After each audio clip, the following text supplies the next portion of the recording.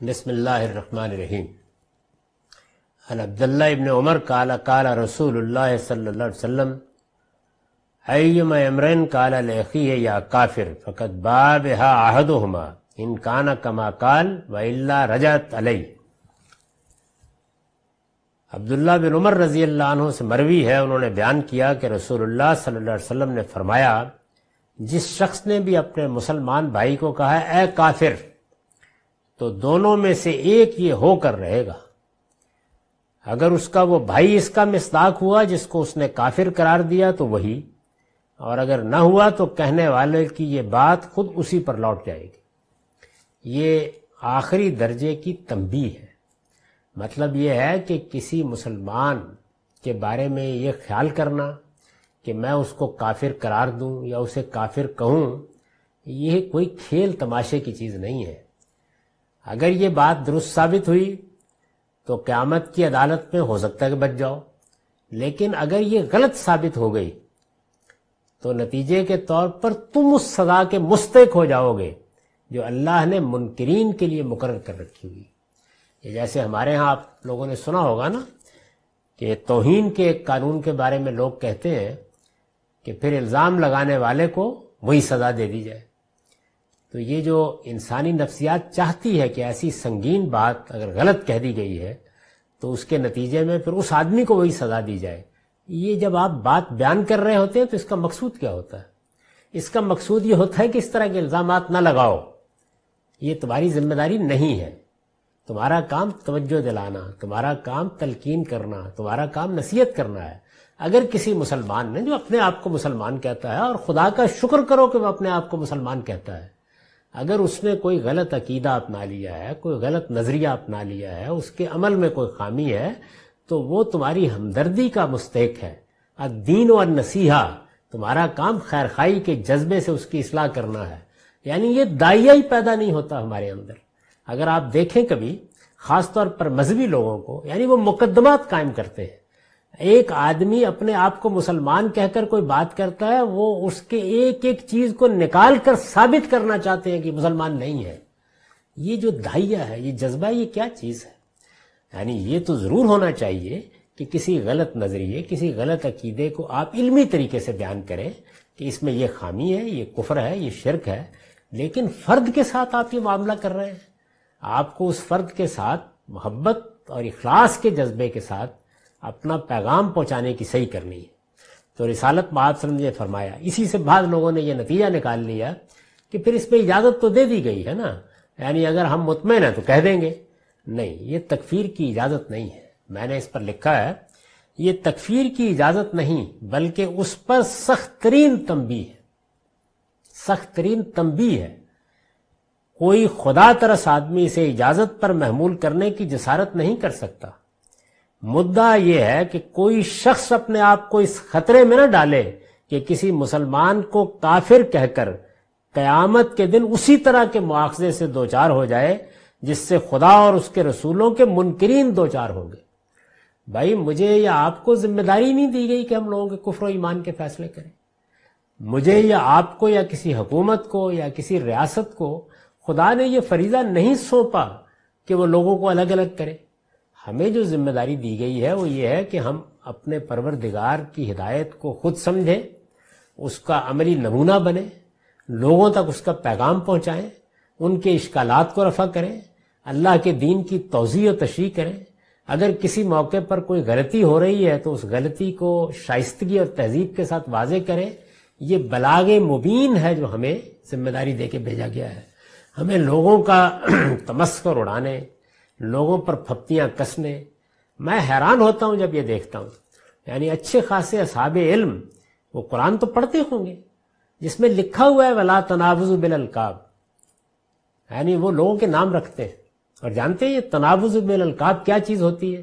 یعنی جو شخص اپنے لیے اس نام، اس لقب، اس تعارف کو پسند نہیں کرتا، آپ کو کوئی حق نہیں ہے کہ آپ اس کے لیے وہ لفظ استعمال کریں. یہ تنابز بالالقاب ہے اور یہ حرام ہے، لیکن اس کی کوئی پرواہ نہیں ہوتی. یعنی ہم اصل میں حظ اٹھانے کے لیے سب کام کرتے رہتے ہیں. تو جب کبھی بھی آپ کے سامنے کوئی عقیدہ آئے، کوئی نظریہ آئے، اس کا جائزہ لیجئے، اس لیے کہ اس کو سمجھنا ضروری ہے. اس پر متنبع کیجئے لوگوں کو، لیکن افراد کے بارے میں آپ کو زبان کھولنے کا حق نہیں دیا گیا، ان کا فیصلہ ان کے پروردگار کے پاس ہے۔ مدعا یہ ہے کہ کوئی شخص، یعنی کیوں فرمایا حضور نے یہ کہ کسی کو کافر کہو گے تو دونوں میں سے ایک کام ہو کے رہنا ہے، یعنی قیامت میں یا ثابت کرنے میں کامیاب ہو جاؤ گے کہ یہ کافر تھا اور میں نے اس کو کافر کہا۔ خود سوچو کہ یہ کوئی آسان کام نہیں ہے، اس لیے کہ وہ تو اپنے آپ کو مسلمان کہہ رہا تھا، وہاں اس کے 10,000 زیر بحث آ جائیں گے، وہاں خدا کی عدالت کیا فیصلہ کرتی ہے تم نہیں جانتے، اور اگر وہاں ناکام ہو گئے تو جانتے ہو سزا کیا ہے؟ یہ جو تم نے کام کیا ہے اس کی سزا یہ ہے کہ تم کفر کی پاداش میں در لیے جاؤ گے۔ یعنی یہ کسی مسلمان کو کہنا کہ تم کافر ہو، جو اپنے آپ کو مسلمان کہتا ہے، یہ اتنا بڑا جرم ہے کہ اس کی سزا میں تمہیں وہ سزا دے دی جائے گی قیامت میں جو کفر کرنے والوں کے لیے اللہ تعالیٰ نے طے کر رکھی ہوئی ہے۔ تو یہ تنبیہ ہے، اس تنبیہ کو میں نے کھولا ہے۔ مدعا یہ ہے کہ کوئی شخص اپنے آپ کو اس خطرے میں نہ ڈالے کہ کسی مسلمان کو کافر کہہ کر قیامت کے دن اسی طرح کے مواخذے سے دوچار ہو جائے جس سے خدا اور اس کے رسولوں کے منکرین دوچار ہوں گے۔ اس لیے کہ اس سے بچنے کی ایک ہی صورت پھر اس کے لیے باقی رہ جائے گی کہ قیامت کی عدالت میں بھی اس کے اس فتوے کی تصدیق کر دے۔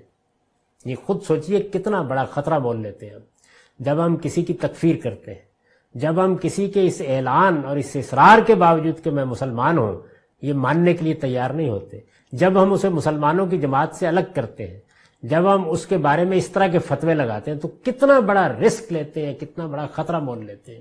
یعنی اب گویا قیامت کی عدالت میں بھی اس فتوے کو ثابت کرنا پڑے گا، اور قیامت کی عدالت نے اگر تصدیق نہ کی تو نتیجہ یعنی جو ہم اس کو کہہ رہے تھے وہی جرم ہمارے لیے ثابت ہو جائے گا۔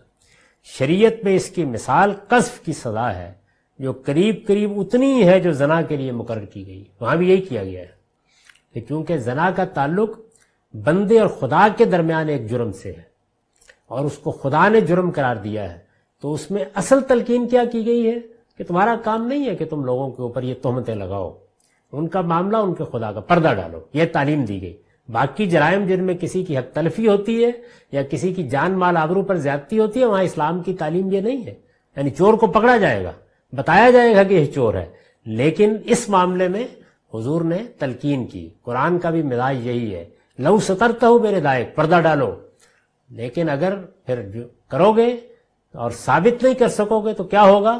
100 کوڑے کی سزا اس کے لیے، 80 کوڑے تمہاری پیٹھ پر برس جائیں۔ تو اسی کو سامنے رکھ کے حضور نے یہ کہا، نبی صلی اللہ علیہ وسلم نے تکفیر سے متعلق یہ تنبیہ غالباً اسی پر قیاس کر کے فرمائی ہے، یعنی یہ کہا ہے کہ اگر یہ جو کچھ تم نے کہا ہے یہ وہاں ثابت نہ کر سکے تو نتیجہ بھگتنے کے لیے تیار ہو جاؤ، وہی سزا یا کم و بیش وہی سزا ملے گی جو اہل کفر کے لیے مقرر کی گئی۔ تو اس لیے میں نے مسلمانوں کو پچھلے کئی برس سے بار بار یہ توجہ دلائی ہے، اس کے دلائل دیے ہیں کہ لوگوں کے کفر و ایمان کے فیصلے یہاں کرنا، لوگوں کی جنت اور دوزخ کے فیصلے وہاں کرنا، یہ ہمارے دائرہ اختیار کی چیز نہیں ہے۔ ہمارا کام کیا ہے کہ ہم یہ بتائیں کہ یہ چیز کفر ہے، یہ چیز شرک ہے، ہم نظریے پر تنقید کریں گے، ہم رائے پر تنقید کریں گے، ہم تحقیق کی غلطی واضح کریں گے، لیکن اس سے آپ بڑھ کر جو آدمی اپنے آپ کو مسلمان کہتا ہے اس کے اس دعوے کو چیلنج نہیں کریں، یہ ہمارا کام نہیں ہے۔ اس کے بعد بھی ایک روایت باقی ہے، اس میں چونکہ کوئی اہم چیز نہیں اس لیے میں سن لیجئے۔ عن ابی ذر انہ سمع النبی صلی اللہ علیہ وسلم یقول لا یرمی رجل بالفسوق ولا یرمیہ بالکفر الا ارتدت الیہ ان لم یکن صاحبہ کذالک۔ ابو ذر رضی اللہ عنہ روایت کرتے ہیں کہ انہوں نے نبی صلی اللہ علیہ وسلم کو سنا کہ آپ نے فرمایا جو شخص بھی کسی دوسرے پر فسق یا کفر کی تہمت لگائے گا اگر وہ ایسا نہیں ہوا تو اس کی یہ تہمت اسی پر لوٹ جائے گی۔ یہ وہی بات ہے، اسی کو بیان فرمایا ایک دوسرے اسلوب میں۔